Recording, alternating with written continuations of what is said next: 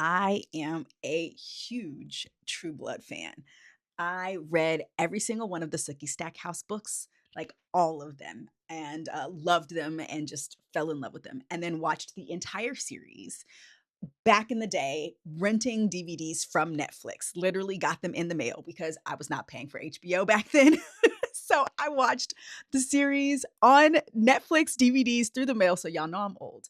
And then my husband and I actually still frequently watch True Blood on Netflix, on HBO Max now. So we watch that show. I love True Blood, and we have made so many inside jokes amongst us. It is a favorite in my house. I'm a big fan of vampire lore.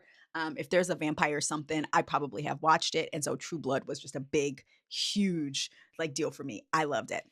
Now, my flex as a wedding planner is as of this weekend, I have now done weddings at two True Blood locations. My first was multiple years ago. It's probably been, oh, I don't know, 5 or 6 years ago. It was pre-COVID. So I did a wedding at a estate in Malibu, like along PCH, that actually served as Queen Sophie Anne's home. If you are a True Blood fan, you know this. It's the pool room that has like all the shells built into the ground and everything. I had a complete freak out like fan moment while I was there. It was amazing. And I got to spend a lot of time at this estate because the wedding was a pretty big wedding for us. I mean, we brought in multiple days of rentals. I mean, it was just a stunning event. I actually still have photos of it on my website to this day because it was such a blast to do.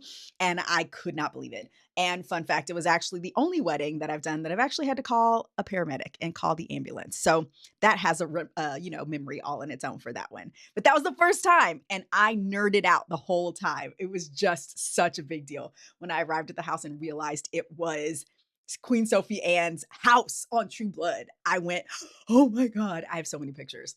It was just a huge, total nerd moment. And then this Saturday, I did a wedding at Fangtasia.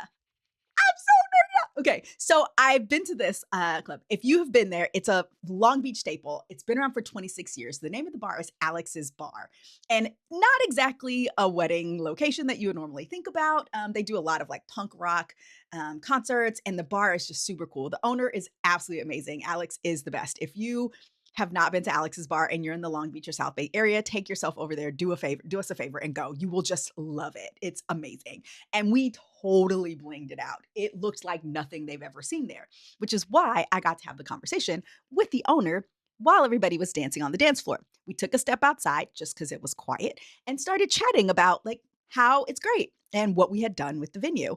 And he said, I've never seen it this way before. It's absolutely beautiful. You just completely transformed this space. And we've seen it transformed into a lot of things because it's a really popular filming location. Of course, I didn't think, like, of course it is. It's a really kick ass bar, y'all. Like, it's super, super cool. Inside has all this amazing decor. The artwork is spectacular. They have these really cool paintings of, like, punk rock things, but like women who are like naked, but they're velvet paintings. I mean, it's just a really cool bar. Like, it's super cool. And the bride has known the owner of the bar pretty much her entire life. Her dad is really close friends with them. So it was a perfect spot for them. But they're a little bougie. So we bougied it up and totally fancied it up and made it look amazing. And he was like, we get a lot of filming here, but never had anything that looks like this. You guys absolutely transformed this space. I said, oh, of course you've had a lot of filming here. And then he proceeds to tell me about the things that he has filmed there.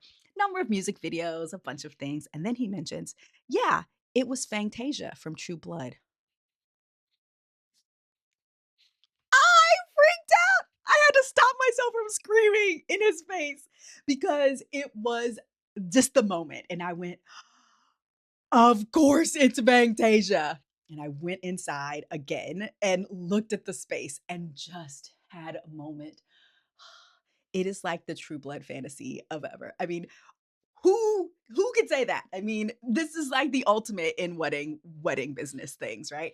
I've been a wedding planner for over 20 years and I've been doing this for a long time, y'all, but I have never, I mean, never in my life would I think that I would have done weddings at two True Blood locations.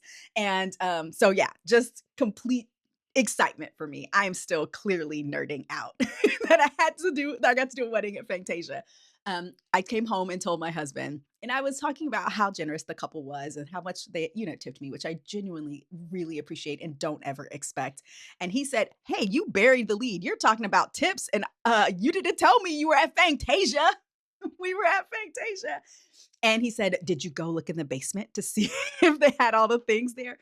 Fun fact, no basement at this bar. That the basement was a completely separate location, but got to be a Fangtasia. So, there aren't a whole lot of perks to this business other than you must really love it. It's hard work. The couple satisfaction is really one of those things that I absolutely love. But this was a bonus perk to be able to say that I did a wedding at Fangtasia, going down in the wedding planner history, just going down one for the books. I am in love. Best ever. Best ever.